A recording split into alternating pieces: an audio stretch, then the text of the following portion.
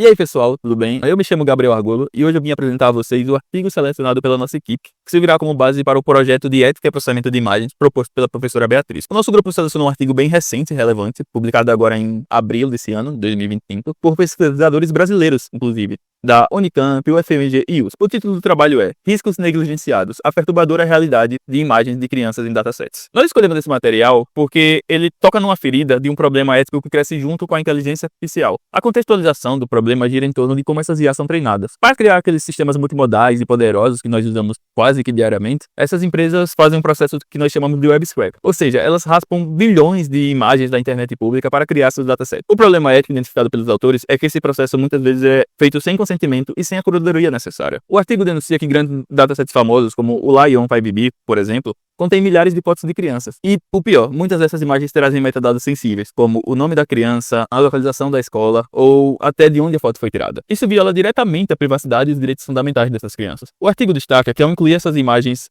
sem controle, expomos crianças a riscos reais de rastreamento, profiling e até exploração maliciosa, como o uso dessas fotos para gerar deepfakes ou material impróprio. Portanto, a falta de ética aqui não é apenas um erro técnico, mas uma violação de direitos humanos e negligência por parte de quem cria essas tecnologias. Para além de questões técnicas ou de má conduta por parte de quem desenvolve as tecnologias utilizadas, existem outros fatores que também colaboram com a cultura da exposição infantil. Quando pensamos na escala brasileira, é importante citar o Estatuto da Criança e do Adolescente, que tem como intuito assegurar ao público infanto-juvenil os direitos fundamentais que vão corroborar a ideia da construção da individualidade desses sujeitos. Com isso, apresenta-se uma questão em relação à falta de diligência dos responsáveis legais no que se refere à exposição infantil nas redes sociais, onde há armazenamento de dados e dúvidas quanto ao seu destino. O autor José Arnaldi, no seu trabalho Direito à Imagem de Crianças e Adolescentes sobre a Autoridade Parental de Pais Influenciadores Digitais, vai falar sobre um limiar delicado perante a premissa do excesso de compartilhamento de imagens, dados e informações dos filhos pelos pais, que não se dão conta ou ignoram o perigo que podem estar a sujeitar seus filhos, bem como a via ferir seus direitos da personalidade. Com isso, José analisa quais os direitos fundamentais conflitantes perante essa conjuntura que deve prevalecer: o direito de liberdade de expressão aliada da autoridade parental ou o direito à proteção da imagem dos filhos menores. Como realizar uma avaliação ética diante de uma possível violação que diz respeito à responsabilidade de cada um? Como reconhecer os limiares entre as normas que regulamentam as redes sociais, a responsabilidade dos pais que deveriam proteger suas crianças e como o próprio Estado pode intervir quando constatado prática abusiva por alguma das partes. Enquanto a ética geral é a teoria que investiga o melhor modo de viver e os princípios que orientam as ações humanas, a ética em processamento de imagens investiga as consequências da alteração da realidade visual e da gestão de dados visuais.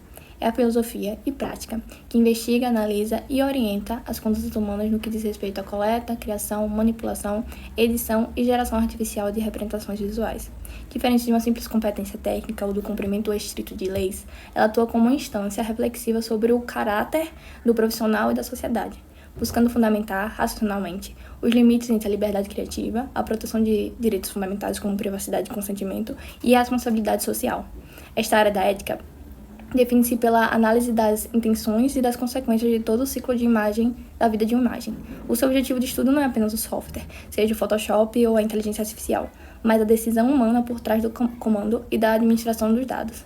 Ela estabelece que o limite da manipulação digital reside na tensão entre a verdade, a intenção e a segurança, exigindo que qualquer uso visual seja examinado sobre a ótica da transparência, da honestidade e da responsabilização. Como podemos perceber, a nossa definição de ética tem 3 pilares fundamentais, que são o ciclo de vida e gestão dos dados, a tomada de decisão humana e a sua importância, e, por fim, os direitos humanos e responsabilidades.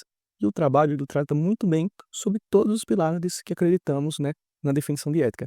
Primeiro, ele faz uma crítica muito forte a como não devemos só considerar o software final, mas, na verdade, todo o ciclo de vida do software ele é muito importante. E a gente pode perceber isso no trabalho quando ele critica a coleta indiscriminada de datasets para treinar modelos de visão computacional. E sobre a tomada de decisão humana, é muito interessante porque os autores, eles propõem uma solução técnica, que é uma pipeline para remover essas fotos de crianças do dataset. E isso é muito interessante, porque faz uma ligação em que muitas vezes os softwares, eles possuem uma falha de gestão muito grande e a gente não se preocupa tanto com isso, Na verdade, a gente chega a ignorar essas falhas.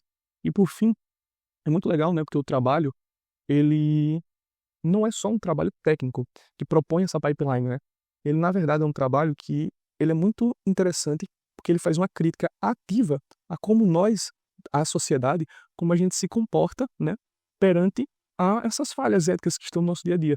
E como está no quadrinho do Homem-Aranha, né, a gente pode ver que com grandes poderes também vem grandes responsabilidades. E é muito importante pensar sobre isso hoje em dia. Obrigado.